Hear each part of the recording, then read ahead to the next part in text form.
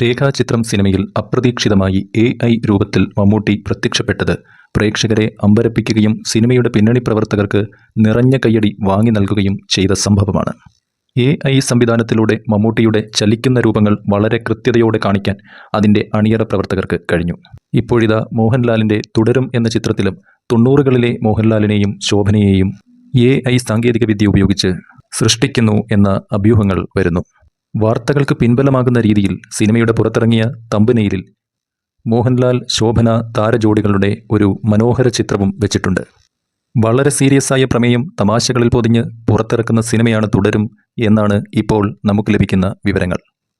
ചിത്രം ഒരു ത്രില്ലർ സ്വഭാവമുള്ളതാണ് എന്നും ദൃശ്യം പോലെയാണ് എന്നും പ്രമുഖ മാധ്യമങ്ങൾ പോലും വിലയിരുത്തുന്നു. എന്നാൽ ഒന്നുകിൽ ഇത് മാധ്യമങ്ങളുടെ തെറ്റായ വിലയിരുത്തലാകാനോ അല്ലെങ്കിൽ പ്രേക്ഷകരിൽ ആകാംക്ഷയും സിനിമയെപ്പറ്റി ഊഹാപോഹങ്ങളും ഉണ്ടാക്കി ശ്രദ്ധ കവരാനോ ഉള്ള തന്ത്രമാവാം. ദൃശ്യം പോലെ ഒരു കഥയേ അല്ല തുടരും. മികച്ച പ്രമേയമാണ് സിനിമയ്ക്ക് ഉള്ളത് എന്നത് ഉറപ്പാണ്. KR സുനിൽ എന്ന തിരക്കഥാകൃത്തിൻ്റെ കഥ ഒറ്റയിരിപ്പിൽ കേട്ട മോഹൻലാൽ ആ കഥയിൽ വലിയ താല്പര്യം കാണിച്ചു എന്നും റിപ്പോർട്ടുകൾ ഉണ്ട്. ശോഭന മോഹൻലാൽ ദമ്പതികളുടെ ഒരു ഫ്ലാഷ് ബാക്ക് ജീവിതാനുഭവത്തിന് കഥയിൽ വലിയ പ്രാധാന്യമുണ്ട് എന്ന് പറയപ്പെടുന്നു. ഒരുപക്ഷെ ഈ ഭാഗം AI സാങ്കേതികവിദ്യയുടെ സഹായത്തോടുകൂടി സൃഷ്ടിക്കും എന്ന പ്രതീക്ഷയിലാണ് സിനിമാ പ്രേമികൾ.